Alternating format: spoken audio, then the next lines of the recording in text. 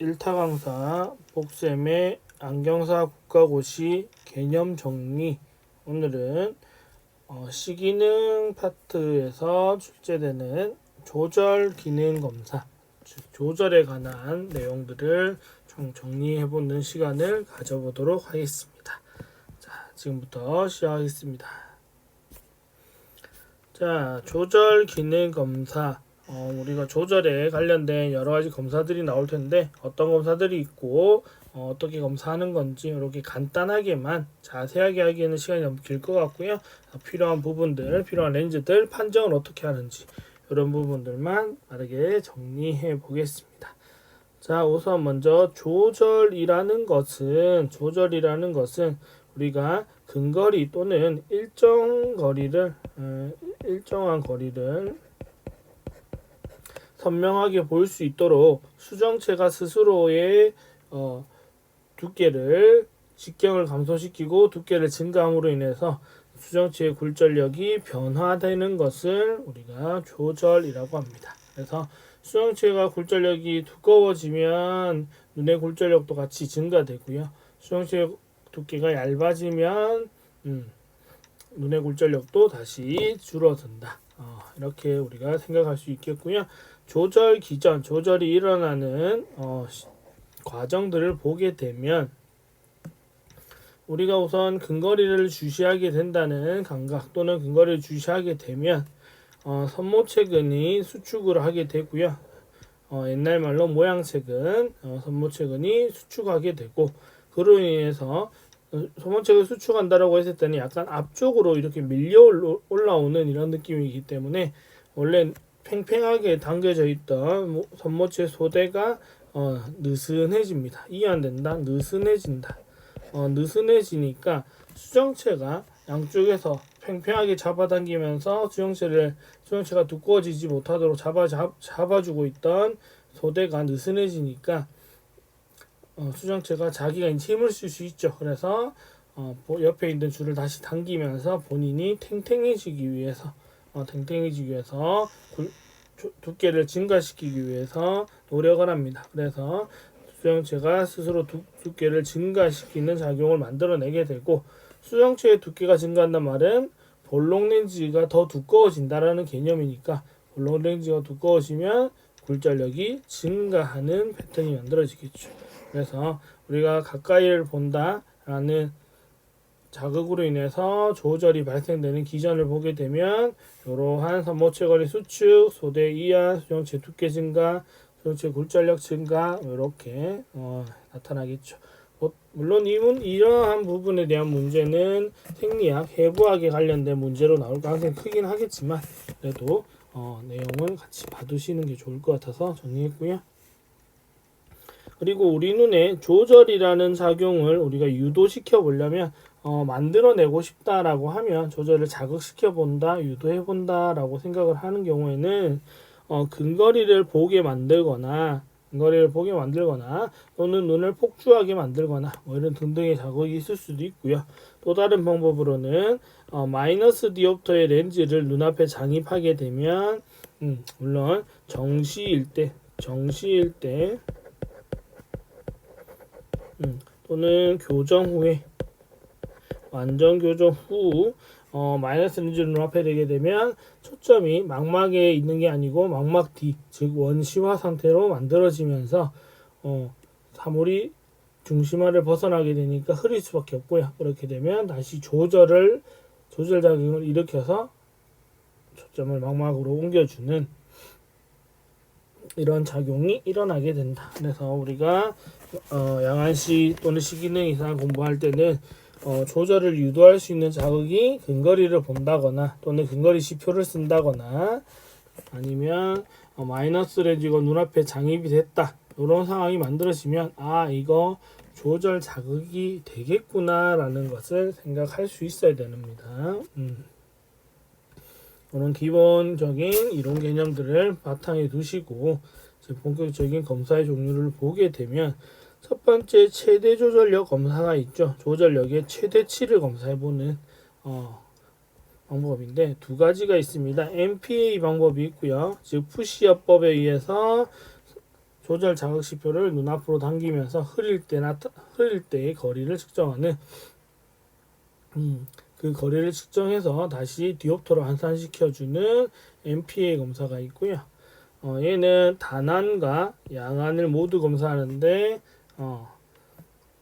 단안의 이제 조절력이 서로 다른지 또는 양안에서 어떻게 반응하는지 이런 것들을 보기 위해서 단안과 양안의 검사를 하게 됩니다. 자, 그리고 검사 끝점은 지속 흐린 점.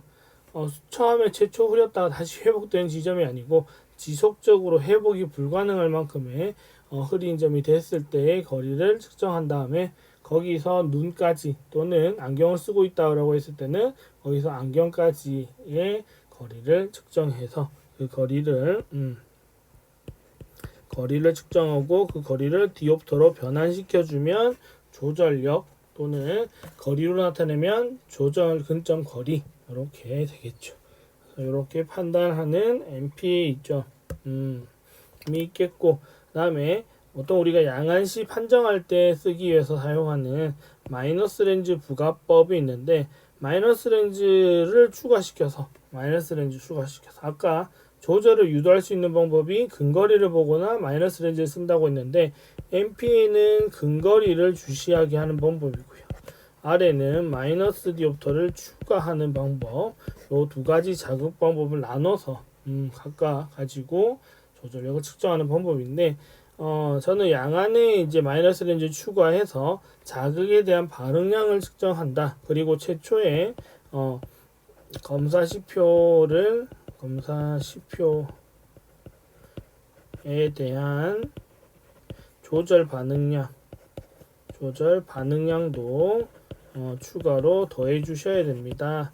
이런 내용이 포함되어 있는데 어떤 책마다 요거를 이제 또 마이너스 렌즈 부가법도 단안에서도 한다라고 되어 있긴 한데 단안에서 한다 하지 말아야 된다 이게 있는 건 아닙니다. 하지만 보통 이 검사법은 마이너스 렌즈를 추가했을 때 어떻게 조절이 반응을 하는지를 보고 싶은 거기 때문에 양안시 기능 검사에서 많이 쓰다 보니까 대부분 양안 데이터를 많이 쓰게 되는 거라 제가 양안에서 한다고 적어 놓은 거고 단안에서 한다라고 하는 것도 틀리다고는 말할 수 없습니다. 그래서 이렇게. 네, 이건 이제 마이너스 렌즈 부가법 문제 풀 때는 최초의 교정도수 값이 있었는지 있었던 부분이 있으면 거기서 변화되는 양만 측정을 해야 되고 최종 찍혀 있는 값이 아닌 변화된 양이라는 것만 생각해 주시면 좋을 듯 합니다. 자, 그리고 오른쪽에 보시면 조절 레그 값이 있는데 뭔가에 렉이 걸린단 말은 오차가 생기는 부분이잖아요. 그래서 조절 렉이라는 말은 조절 자극량과 반응량이 서로 같지 않을 때 그 두 개의 차이 값을 구해보면 그게 레그량, 오차값이 된다. 그래서 원래 반응량만큼 자극이 돌아와야 되는데 똑같이 돌아오지 않고 많을 수도 있고 반응량이 많을 수도 있고 작을 수도 있고 똑같을 수도 있고 이렇게 나뉘겠죠. 그에 따라서 어떻게 판정하는지를 우리가 볼 수 있겠죠. 그래서 조절 자극하는 양이 반응한 양보다 많다. 즉 반응량이 작으면 반응이 작다. 반응이 작은 경우는 우리가 조절 지체라고 보통 얘기하고요. 이 값을 우리가 조절렉이라고 얘기를 하고요. 그다음에 자극량보다 반응량이 많다. 반응을 더 많이 한다라는 말은 반응이 활발하다는 소리죠. 그래서 우리가 조절 유도, 조절 리드라고 얘기하기도 하고 이럴 경우는 조절 과다라고 우리가 얘기하기도 합니다. 그래서 반응이 많다 말은 조절을 많이 한다라는 뜻이라서 우리가 이거를 조절 과다라고 표현하는 책들도 있죠. 이거는 조절 부족이라고 표현하는 책들도 있고 이렇게 어떻게 분류하느냐에 따라서 이름이 조금씩 달라진다라는 거. 그리고 얘들의 기대값은 S 플러스 0.50에서 플러스 마이너스 0.25 정도. 그러니까 적으면 보통 일반적인 책에는 플러스 050에서 플러스 075라고 되어 있지만 플러스 025에서 플러스 075라고 된 책도 있긴 해요. 보통 여기가 좀 많긴 하지만 그래서 플러스 마이너스 025 범위로 이제 들어가면 크게 문제 없는 것으로 보자 이겁니다. 자, 그래서 여기 내용 해석하는 게 어떻게 보면 제일 중요한 부분이고요. 그리고 시험에 많이 나오는 거는 이제 아래 검사 종류 파트가 좀 시험에 많이 나오죠.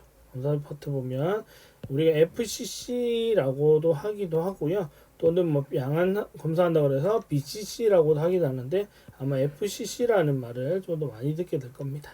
그래서 얘는 크로스 실린더를 이용해서 검사하는 방법입니다. 크로스 실린더를 이용해서 조절력이 얼마인지 확인하죠. 뭐 이용해서 플러스 그 격자시표요.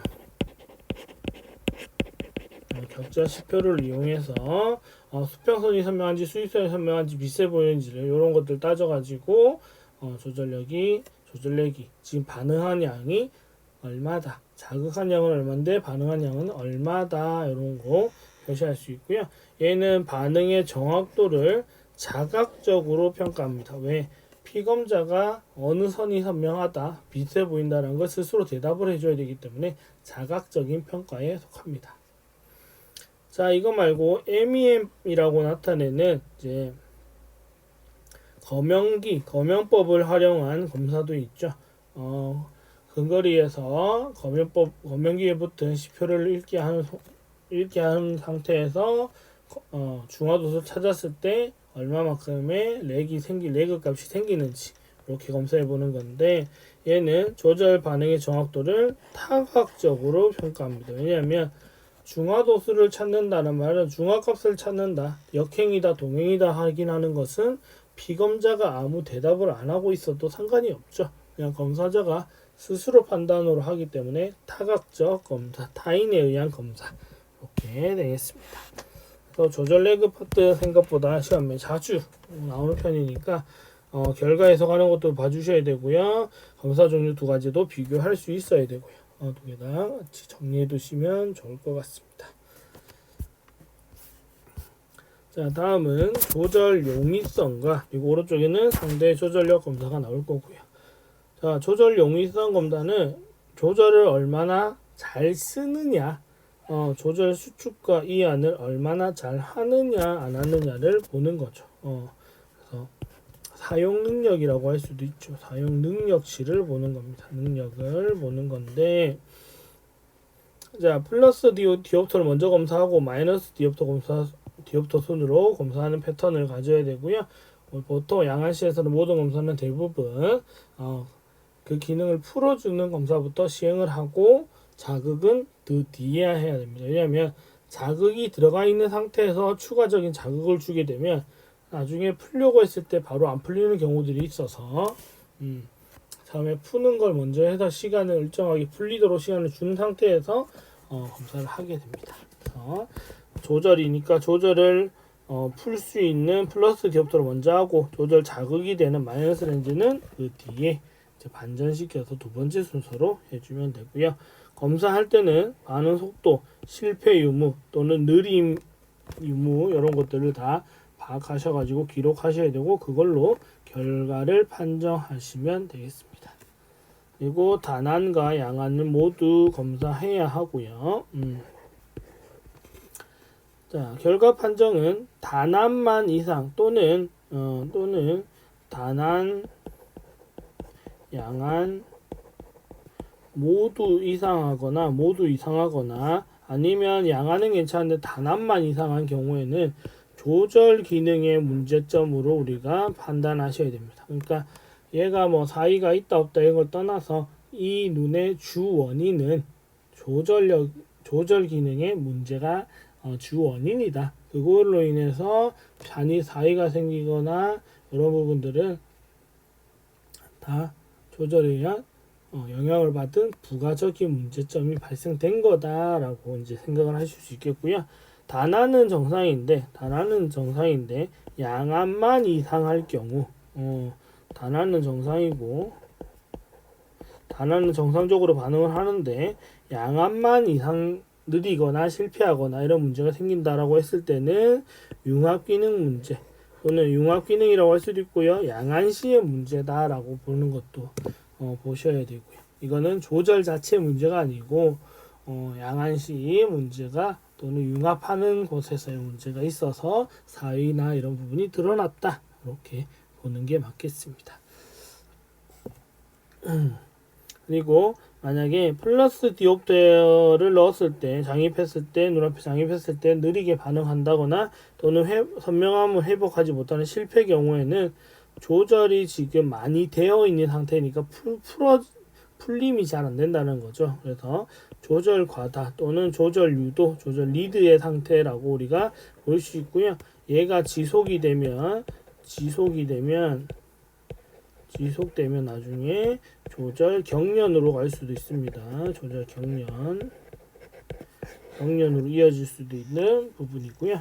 다음에 마이너스 디옵트에서 느리거나 회복을 못하는 실패 경우 조절을 자극하고 있는데 반응이 잘 안 된다. 이 말은 조절에 대한 반응 자체가 잘 안 된다는 뜻이죠. 그러니까 이거는 조절 부족 또는 조절 자체에 반응에서 문제가 생기는 조절 지체라고 우리가 판단하실 수도 있습니다. 그래서 조절 용이성 단순히 반전한다 이런 것들만 보통 많이 생각하고 있는데 이 결과를 어떻게 해석하느냐가 이제 요즘에 시험 문제 트렌드다 보니까 실제 반전하는 걸 떠나서 이 결과값들이 어떻게 나왔을 때 어떻게 판정할 거다 이런 것들을 좀 추가적으로 공부해 주시면 나으실 거라고 생각하겠습니다. 자, 다음 상대 조절력 검사, 상대적인 조절력 검사. NRA가 있고요, PRA가 있는데 NRA는 네거티브 음성, 릴레이티브 상대 어코모데이션 조절에서 NRA라고 표현을 하고요. 여기는 P는 포지티브니까 양성 상대 조절, 조절에 대해서 긍정적인, 조절에 대해서 부정적인 이 부분, 조절에서 부정적이란 말은 조절을 풀리게 만드는, 포지티브 PRA는 조절이 자극되게 만드는 이런 검사. 플러스 렌즈에 대한 반응량을 볼 겁니다. 조절 풀어라고 조절하는 것도 플러스 굴절력이 증가되는 거니까 플러스 굴절력 증가되는 것은 내가 안경 렌즈로 대신해 줄 테니까 네가 지금 힘쓰고 있는 거 풀어보세요 이거잖아요. 그래서 그런 반응량을 보는 건데 조절을 얼마나 잘 풀 수 있는지 그 능력을 측정해보는 검사가 되겠습니다. 정상 기대값은 플러스 2디옵트에서 플러스 마이너스 0.50 정도에 해당하면 크게 무리 없이 넘어갈 수 있는 부분이 되겠습니다. 자, 이제 반대로 PRA 같은 경우는 마이너스 렌즈에 대한 반응량이죠. 마이너스 렌즈를 넣게 되면 초점이 뒤로 밀리면서 교정을 하는 것과 같은 느낌을 받게 되는데, 그러다 보니까 마이너스 렌즈를 넣게 되면 조절 자극이 생기게 된다. 조절 반응 능력을 측정하는 거고요. 반응 능력, 푸는 게 아니고 자극되는 반응 능력. 정상 기대값은 마이너스 2.37디옵터에서 플러스 마이너스 1디옵터. 보통 1.5디옵터에서 3디옵터 사이 또는 2디옵터에서 3디옵터 사이를 이 정도로 보통 정상적으로 보고요. 넓게 볼 때는 수치를 넓게 볼 때는 2.37디옵터에서 플러스 마이너스 1디옵터 또는 좁게는 플러스 마이너스 0.75디옵터가 정상 범위다, 정상 기대값이다 라고 쓸 수 있습니다. 네, 이런 거 평가할 때는 너무 수치 하나하나의 높낮이에는 너무 신경 쓰지 마시고 전체적인 흐름을 보시는 게 제일 좋습니다. 자, 이번에는 AC 대 AB고요. AC 대 AB. AC 대 AB는 조절에 대한, A가 조절이잖아요. 조절에 대한 조절성 폭주, AC가 조절성 폭주니까 조절성 폭주의 비율을 나타내는 겁니다. 즉 조절 자극에 대해서 그로 인해서 만들어지는 폭주가 얼마만큼 생길 거냐라는 겁니다. 근데 폭주인데 왜 조절성 폭주라고 하냐면 원인이 이 폭주를 일으키는 원인이 조절이기 때문에 조절에 의해서 발생하는 폭주량 이렇게 해서 이걸 줄여서 조절성 폭주라고 부릅니다. 정상 기대값은 4 플러스 마이너스 2 프리즘 퍼 디옵터인데 4대 1에서 6대 1까지는 정상 범위로 우리가 봐줄 수 있겠다. 정상적인 기대값으로 봐줄 수 있겠다라는 겁니다. 정상 기대값으로. 근데 이게 차이 나는 이유는 계산 AC 대 AB 공식으로 갈 때는 6대 1까지 정상으로 적용해 주시고 경사 AC 대 AB는 보통 4대 1 넘어가게 되면 보통 4대 1까지를 정상적인 리미티드 선이라고 봅니다. 그 이유는 경사 AC 대 AB에는 일정한 거리에서 추가적인 렌즈를 넣었을 때 변화되는 편의량만 가지고 렌즈에 대한 반응량만 판단하는 반면 계산 AC 대 AB는 원거리와 근거리에서의 편의량을 측정한 거기 때문에 근접성 폭주량이 그리고 우리 눈의 PD에 관련된 값들이 포함되어 있습니다. 그러니까 계산 AC 대 AB 값이 조금 더 높고 경사 AC 대 AB 값이 조금 더 낮은 범위지만 요 둘 사이에 해당하는 범위는 보통 정상 범위라고 우리가 둡니다. 그래서 얘들이 높다라고 하면 높음 AC 대 AB라고 하면 보통 6 이상이라고 나오는데 6초가라고 나오거든요. 6초가니까 7도 나올 수 있지만 7, 8, 9, 10 이렇게 해당되는 경우들 이보다 커질 수도 있겠지만 보통 이 정도에 해당하는 경우고요. 낮은 AC 대 AB라고 하면 3 이하인데요. 3 이하인데 보통 1, 2가 주로 해당한다. AC 대 AB가 낮으면 낮을수록 조절 자극이 됐을 때 폭주가 덜 된다. AC 대 AB가 높으면 폭주를 많이 한다. 이렇게 생각하시면 되겠습니다. 그리고 계산 AC 대 AB는 원근거리에 대한 사유량 값이 들어가기 때문에 근접성 폭주량이 관여하게 되고요.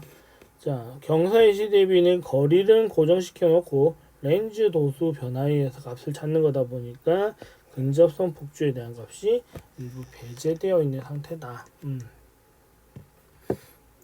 그래서 이거를 책마다 양한식 공부하실 때는 내사위일 때는 어떤 값을 쓰면 좋고 외사위일 때는 어떤 값을 쓰면 좋고 이런 것들도 나와 있기도 할 텐데 이런 거는 지금 당장 국시랑은 크게 상관이 없을 것 같아서 뺐고요.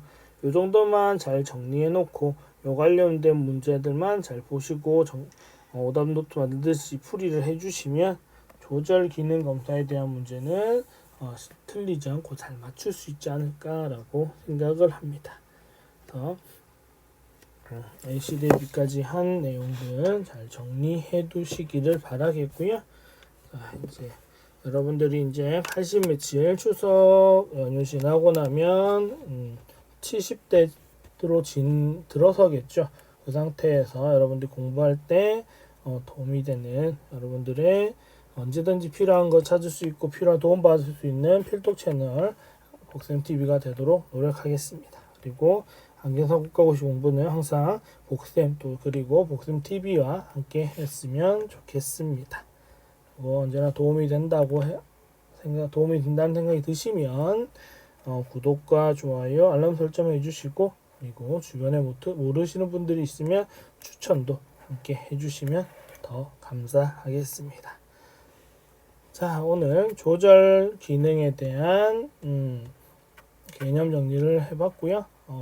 좀 내용들이 이거보다 더 자세히 봐야 되지만 제가 큰 틀에서만 정리했고 조금 더 세부적인 살 붙이는 것들 여러분들이 정리해 보시고요. 작은 내용은 아니지만 여러분들 충분히 볼 수 있을 만한 정도의 내용이니까 잘 정리해 주시면 여러분 공부하시는데 도움이 될 거라 생각하면서 오늘의 수업은 여기까지 하고 마무리하도록 하겠습니다. 감사합니다.